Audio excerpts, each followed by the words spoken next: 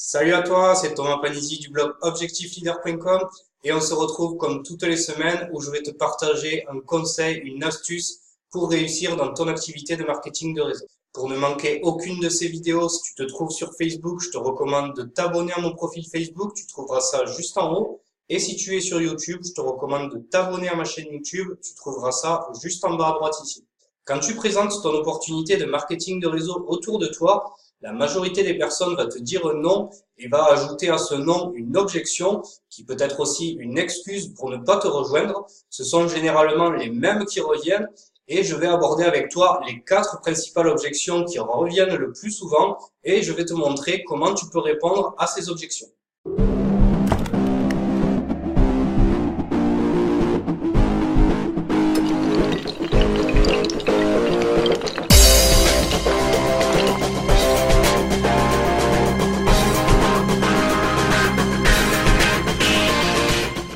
Avant de te parler des 4 objections qui vont revenir le plus souvent dans ta prospection de marketing de réseau, je voulais te parler des 2 choses principales qui font que les personnes te disent non, te sortent des objections quand tu leur proposes ton opportunité de marketing de réseau. La première chose dont il faut que tu aies conscience, c'est que quand une personne te dit non, quand elle te sort une objection pour ne pas te rejoindre dans ton activité, ce n'est pas à toi personnellement qu'elle dit non, ce n'est pas à ton entreprise en particulier qu'elle dit non, mais en fait à elle-même. Elle ne veut pas développer ce type d'activité et donc il ne faut pas que tu te rejettes la faute sur toi-même ou sur ton entreprise. C'est elle qui ne se sent pas de développer ce type d'activité. Il va donc falloir que tu sois bien armé pour pouvoir l'inspirer au maximum, mais tu ne pourras pas la convaincre. C'est à elle-même de prendre la décision de te rejoindre ou non. La deuxième chose importante dont il faut que tu aies conscience, c'est que quand la personne en face de toi te sort une objection, la plupart du temps, ce n'est pas vraiment une objection, mais une excuse.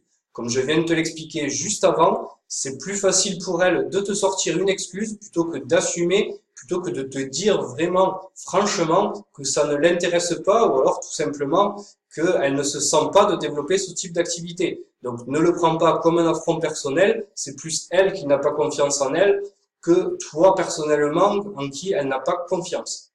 Alors l'objection numéro 1 que tu vas retrouver très certainement en marketing de réseau et notamment auprès des personnes qui ne connaissent pas du tout ça, ils vont te dire le marketing de réseau c'est un type d'entreprise pyramidale, c'est de la vente pyramidale, c'est une escroquerie.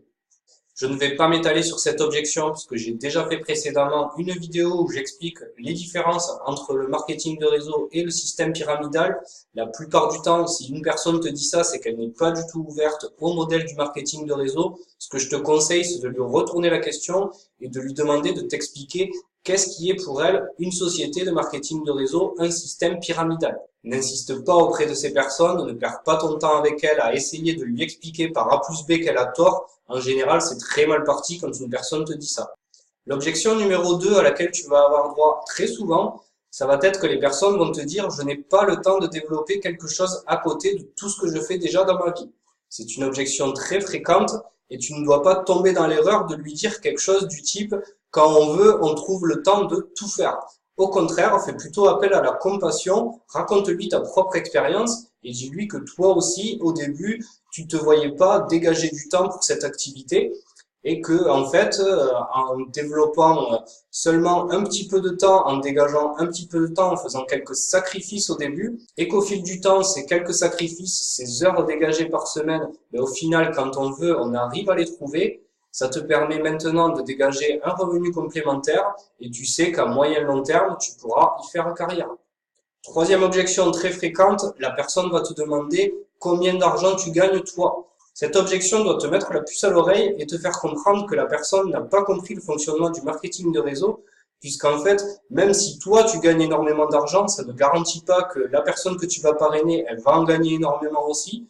Tu peux très bien gagner de sommes folles et les personnes que tu vas parrainer, elles ne vont rien gagner. Ou à l'inverse, toi, strictement rien gagner et parrainer une personne qui, elle, va gagner énormément d'argent par la suite.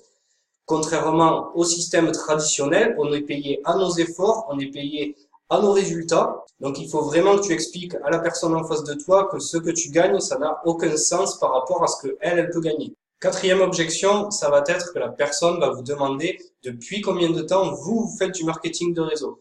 Alors cette objection-là, elle s'inscrit un peu dans la lignée de la précédente par rapport à la personne qui demande combien d'argent vous gagnez-vous. Alors si vous êtes un distributeur aguerri, que ça fait longtemps que vous faites du marketing de réseau, bien évidemment vous allez le mettre en avant puisque vous avez des compétences et ça va être plus facile, vous allez plus facilement le mettre à l'aise en disant que ça fait longtemps que vous faites ça. Si par contre vous n'avez pas beaucoup d'expérience, soyez honnête, dites-le.